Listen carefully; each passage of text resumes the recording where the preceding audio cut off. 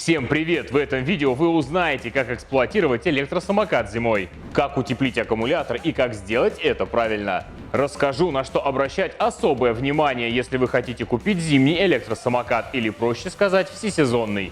В видео будут полезные лайфхаки, а также регистрация на очередной предновогодний розыгрыш электросамоката. Жми лайк и подписывайся на канал. Впереди, как всегда, очень много интересного.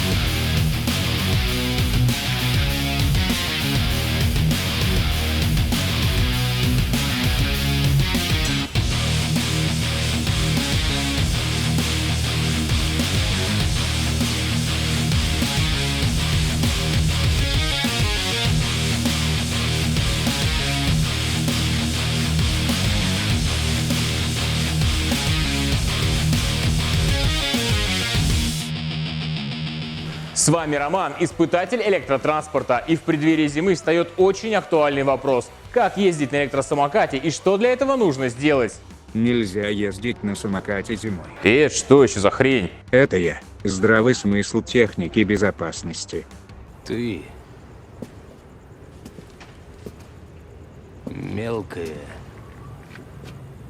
сыкло.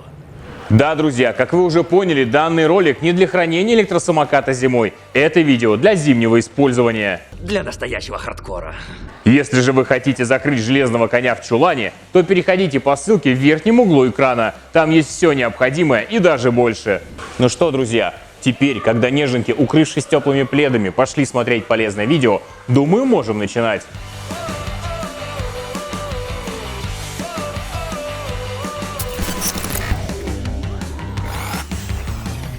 Давайте сначала определимся с самим понятием зимнего электросамоката, рассмотрим диапазон его параметров и технических характеристик. В рамках данного ролика я буду руководствоваться следующими критериями отбора. Первое – обязательно полный привод.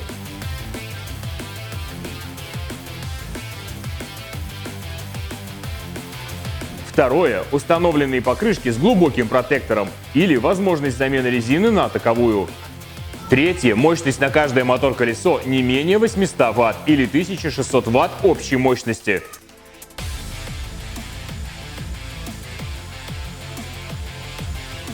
Четвертое – запас хода на одном полном заряде от 40 км и дальше. Пятое – наличие свободного места в батарейном отсеке, чтобы утеплить аккумулятор. Я сейчас говорю о целом сезоне. Это снег, слякоть, гололед, низкие температуры и так далее. Маломощные модели для этого не подходят, от слова совсем.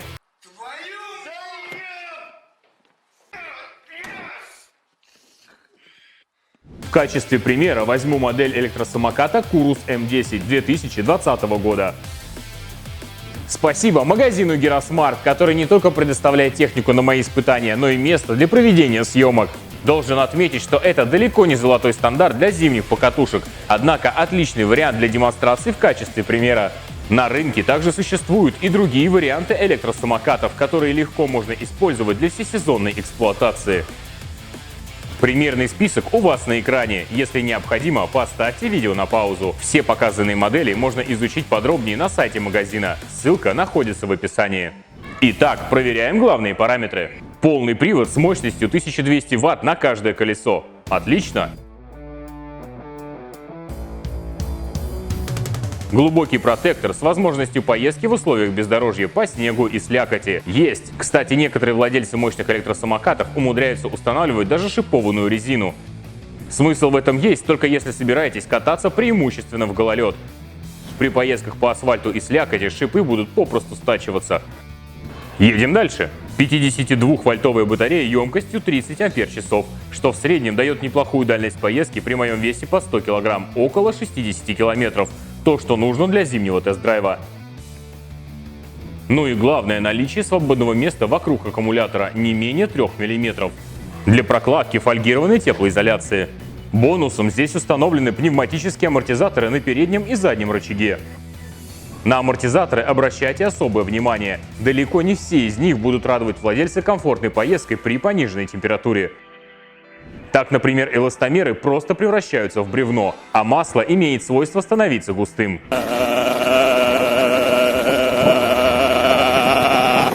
Офигенно! Трясет как собаку. Идеальный вариант для зимы – это пневматика или пружины. Перейдем к поверхности деки. После пары остановок на ней образуется ледяной налет, так что даже если сверху есть наждачное покрытие, рассчитывать на него не советую. Спасти ситуацию сможет разве что обувь с глубоким и жестким протектором, однако быстрый износ наждака при этом гарантирован. Второй вариант – купить специальный резиновый коврик, благо они уже начинают появляться на рынке. Третий вариант – купить электросамокат с сиденьем или приколхозить его самостоятельно. Вариант номер 4, самый бюджетный – всегда таскать с собой пластиковую щетку и чистить деку, когда это необходимо. А что, так можно было, что ли? Уделите внимание крыльям, снег в наше время не всегда белый. Электросамокатов с полноценными крыльями, которые могли бы служить защитой от грязи, на рынке единицы. Похоже, китайцы просто не понимают, зачем нужны такие большие зонтики над каждым колесом или экономят на материалах.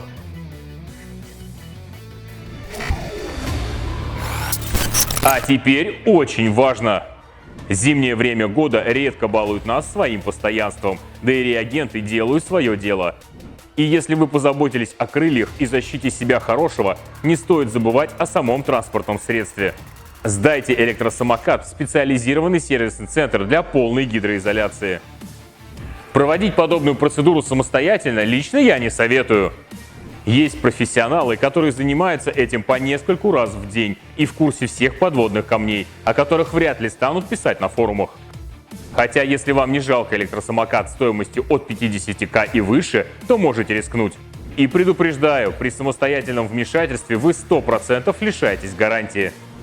Наконец-то мы подходим к самому интересному – теплоизоляция батареи. На нашем подопытном я сделаю ее самостоятельно, чтобы провести испытания на дальность поездки. Ведь реально интересно, сработает или нет. Использовать буду фольгированный утеплитель. В процессе работы накопительные элементы имеют свойство нагреваться. Думаю, удерживая данную температуру при помощи термоизоляции, я смогу проехать ровно то же расстояние, как если бы на улице был прохладный летний денек. Очень важно помнить, что аккумулятор электросамоката при такой изоляции должен быть загермечен наглухо. Исключите по максимуму любые контакты пенофола с оголенными проводами, иначе я сейчас покажу, чем это грозит. Перед вами обычная батарейка и кусочек фольги. Замыкаем и ждем. Батарейка имеет всего 4,5 вольта.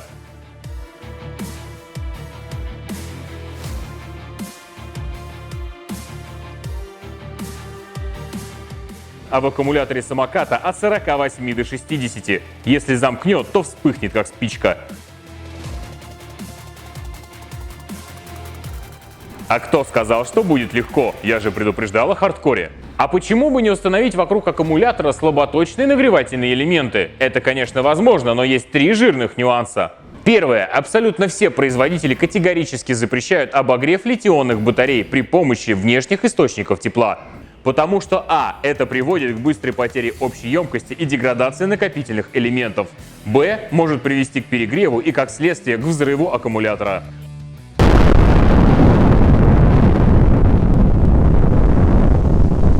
Второе. Против такого выступает и физика 7 класса. КПД на минусе. Какой толк согреть батарейку от самой батарейки, да еще на морозе? О какой поездке вообще может идти речь? Максимум, что вы получите, это вейп на колесах, который проедет в 10 раз меньше заявленной дальности, но зато будет классно парить, разогревая воздух вокруг себя во время движения. Ну что, погнали на зимний тест-драйв, замерим реальную дальность поездки с теплоизоляции. Также вкратце расскажу о новой модели Крус М10 2020 года и о том, как правильно эксплуатировать электросамокат в зимнее время года.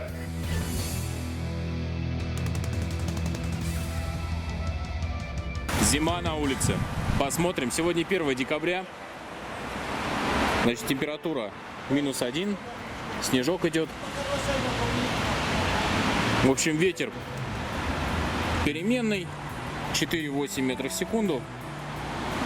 Начнем замер дальности поездки. Пощады электросамокату не будет. Все, как вы любите. Да и что греха таить, мне самому нравится испытывать электротранспорт на прочность по полной программе.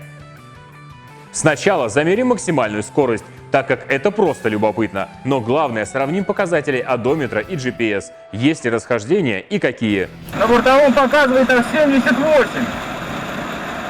Что-то там с настройками явно не так выставлено. 80 на бортовом, 58 на GPS, 59 на GPS. Есть 60 GPS. Мне уже не хватает на самом деле места, чтобы пытаться гнать дальше. Светофор. Ну, 60 км в час он выдал. 60 км в час это очень даже хорошо, на мой взгляд. И это прям реально классно. Пройденного пути вижу по GPS километр. По одометру километра 200. Явно он завышает. Значит, GPS выключить не получится. Поедем с GPS. Да, бортовой, конечно, привирает. Но это не беда, у нас есть GPS. Будем замерять по нему. В случае чего потом сверимся с Яндекс.Картами, с маршрутом, по которому я поеду. Маршрут будет довольно простой. Буду кататься по набережной. От башни Федерации сейчас поеду. И в сторону Кремля. Я думаю, что уеду даже за него, даже дальше. И еще смогу вернуться обратно вполне. И, возможно, даже несколько раз туда-обратно придется прокатиться. Обратите внимание на крепление телефона. Это полностью металлическая конструкция с резиновыми и пластиковыми вкладышами в креплении на руле. Бомбическая штука. Подрезал у ребят в магазине по случаю за 990 рублей. Это не реклама, это совет для тех, кому просто надоели пластиковые держатели, из которых постоянно вываливается телефон. В какой-то момент мне даже пришлось приклеить бронепленку на экран телефона. А вот этот держатель прям ну супер крутой. Я когда увидел, сказал ребятам, чтобы они закупились ими по полной. Потому что вещь реально крутая и разлетится как горячие пирожки. Так что кому надо, звоните в Геросмарт. В других магазинах я пока таких креплений не встречал. Если увижу, обязательно дам знать.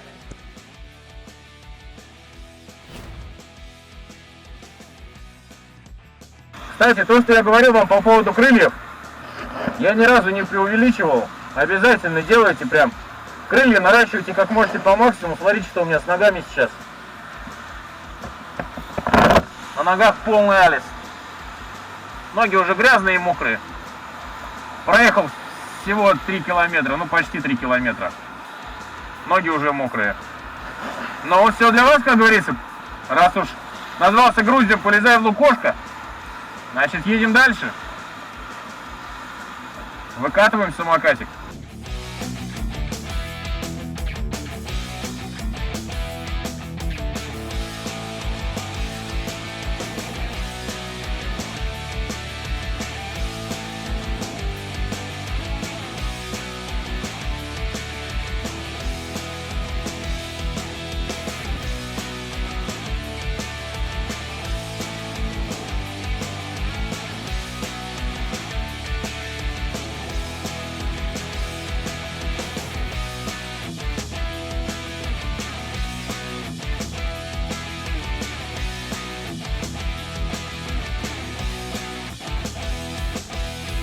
Я мокрый насквозь полностью, ноги просто начинают замерзать. Так что сейчас переоденусь и тогда уже поедем кататься дальше. Выкатывать электросамокат. Запоминаем 18 километров на GPS, по одометру 22 километра вижу. Да, привирает его в большую сторону. В общем, как-то так. Но потом еще посмотрим по маршруту. Я, значит, сейчас успел доехать только до Лужников, проехать их насквозь, сами Лужники, и вернуться обратно. Потому что понял, что я до Кремля, если бы доехал, то уже с отмороженными насквозь коленями. Так что такие дела. Бросаю его пока здесь. Вырубаем. Забираю телефон. Иду переодеваться.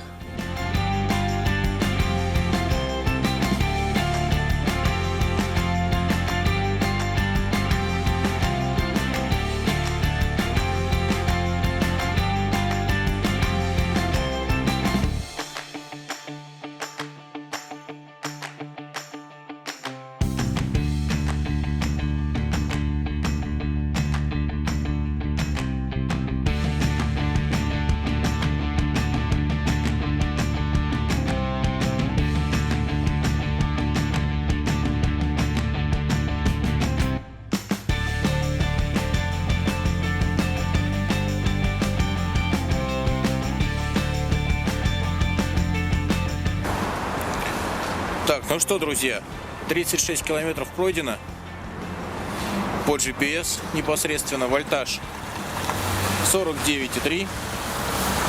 У меня есть еще 2 деления. Ну, понятное дело, что проще ориентироваться по вольтажу. Нижняя отсечка, нижний порог на 43. Значит, я доехал, получается, ну, почти до Крутецкой набережной. Она перекрыта там дальше. Вот, сейчас поеду в обратную сторону. Проехал мимо Кремль. Ну, вы все видели, в принципе, своими глазами, где я ехал и как я ехал. В общем, что я могу сказать? Круто. Теплоизоляция явно работает. Я думаю, что если я уже 36 проехал, получается, у меня сейчас вольтаж 49, я проеду выше полтинника точно, вообще легко. Ну и скорость я поддерживаю, стараюсь 40 км в час. Сами видите.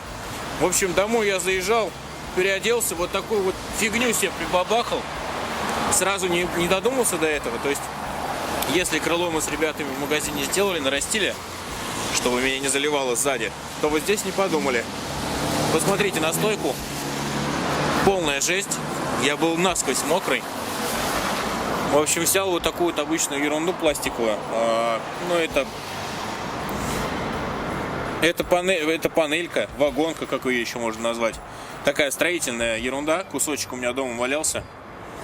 В общем, погнул ее как мог, сделал вырез внутри. То есть вот эту штуку расслоил, надел на крыло и расслоил здесь, чтобы ничего не залетало наверх, чтобы все это внутри оставалось. Вот такой вот агрессивный дизайн у меня получился. Сейчас покажу, как это выглядит под прямым углом.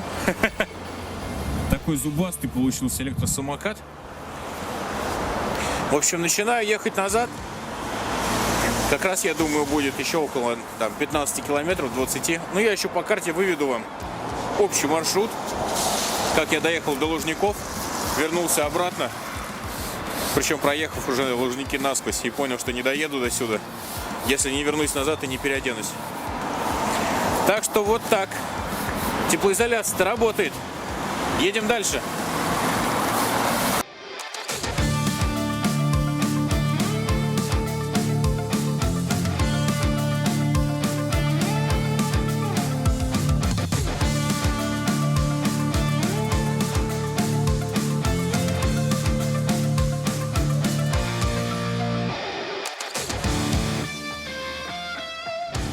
Ну все, вырубился.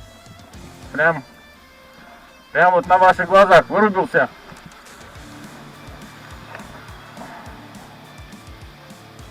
Тухнет, смотрите, затухает. Все, потух полностью. Ключ. Все, не включить его уже. Значит, что у меня получилось? По GPS. Ровно 55 километров. Ну, не ровно прям. 55 километров 700 метров. На мой взгляд, очень достойный результат. Реально. Прям я уверен, что сработала как раз теплоизоляция на электросамокате. На улице зима. Мокрая, слякотная. Постоянно летит грязь. Она холодная. Все промерзает. Так что, да. Да, друзья. Теплоизоляция работает. Зимние самокаты, сука, существуют. Круто. Очень круто. Еще раз, 55 километров 700 метров. Итог поездки по GPS на электросамокате. Полный привод. Скорость, значит, была в среднем. Я старался держать 40 км в час. Ну, где-то она превышала там до 45, когда хотелось прям на тапку надавить. Где-то была поменьше. Но в основном это 40 км в час, средняя скорость. В общем, очень круто, очень достойно. Летом я бы проехал примерно такое же расстояние, но может быть чуть-чуть побольше. Не знаю, это, наверное, только из-за того, что народу было бы больше. А так, дороги свободные. Я имею в виду тротуар на набережной свободный. Я практически летел. Но опять-таки учитывайте, что зимой летать прям при скорости свыше 40 км в час не очень комфортно, холодно просто-напросто. Но вот электросамокат смог проехать 55 километров. Все на ваших глазах. Достойно, очень достойно. Теперь только тащить домой и ставить на зарядку. Кстати, при условии того, что батарея там сейчас не холодная, за счет того, что она теплоизолирована, это очень круто. Я могу реально сейчас занести домой и сразу поставить на зарядку. Если же у вас теплоизоляции нет, вам нужно обязательно ждать часа 3 до тех пор, пока батарея примет комнатную температуру. Причем нельзя их ставить никаким обогревателем, я об этом уже говорил. Закатывайте домой, если нет теплоизоляции на батарее, обязательно прогревается до комнатной температуры батареи, и только после этого вы ставите его на зарядку. Я же сейчас его прям махом ставлю на зарядку вообще без проблем.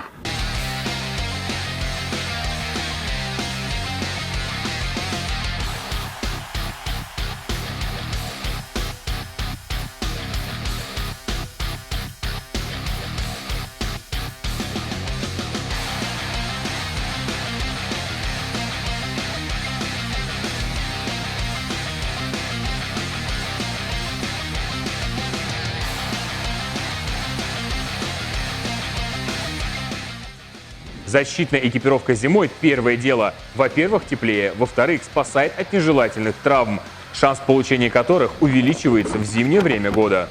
Если выбранный вами электросамокат не имеет световых приборов в штатной комплектации, советую добавить их самостоятельно, так как зимой световой день очень короткий, и после 15-16 часов поездка без фары превращается в опасный квест. Вы быстрый, вы тяжелый, вас не слышно, вас не видно, и без света вы сами не видите дальше собственного носа. Проявляйте повышенное внимание и бдительность во время движения. Тщательным образом изучайте поведение электросамоката на разных типах дорожного покрытия. Сцепление колес с дорогой в тех местах, где вы катались вчера, будет кардинально отличаться во время наступления холодов.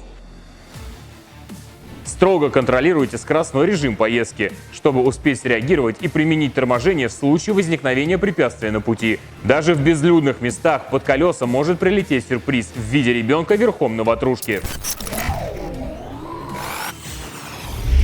Подведем итоги. Электросамокат зимой – это вовсе не миф. Рискованно? Конечно. Опасно? Не без этого. Требует финансовых вложений? Ну, естественно. И все же вполне реальный факт, непередаваемые эмоции и яркие впечатления. Напиши в комментариях, какие лайфхаки для зимних электросамокатов знаешь ты. Уверен, это будет очень полезно для большинства зрителей. А мы переходим к условиям розыгрыша электросамоката. 27 декабря, в последнее воскресенье уходящего 2020 года. В 15:00 по московскому времени в прямом эфире на данном канале магазина Геросмарт будет проведен розыгрыш электросамоката Kuga M4 Pro на 18 ампер-часов. И стоимость приза на момент съемки этого видео почти 40 тысяч рублей. Данная модель испытывалась лично мной в предыдущих обзорах, то есть победитель получит звезду Ютуба в прямом смысле этого слова. А теперь по условиям регистрации в розыгрыше. Первое. Подписаться на канал магазина Геросмарт. Второе. Подписаться на канал партнеров электроскутеры Skyboard. Третье. Поделиться этим видео во ВКонтакте с надписью «Участвую в розыгрыше электросамоката». И четвертое. Оставить комментарий в свободной форме под этим видео, но обязательно с указанием ссылки на репост во ВКонтакте. Внимание, друзья! У вас должен быть открыт профиль во ВКонтакте, чтобы мы сразу в прямом эфире смогли проверить наличие репоста на вашей странице. Также вам необходимо сделать общедоступными подписки в YouTube, чтобы мы увидели, подписались ли вы на магазин и канал партнеров. Напоминаю, розыгрыш будет проведен 27 декабря в 15:00 по московскому времени в прямом эфире. Победитель будет определен при помощи рандомайзера Лиза On Air. И давайте, друзья, без обид. Если программа выберет именно вас, но вы не выполните хотя бы одно из условий регистрации, мы тут же проведем перерозыгрыш и найдем другого, более добросовестного победителя. Спасибо магазину Геросмарт. Ребята дают технику на мои испытания, позволяют снимать в их помещении и проводят розыгрыши крутых призов. Мне кажется, ребята заслуживают несколько тысяч лайков. Нажми, не проходи мимо. Сделай хороший и добрый поступок в этом непростом уходящем 2020 году. Желаю всем успеха и крепкого здоровья. С вами был Роман, испытатель электротранспорта. Впереди, как всегда, очень много интересного.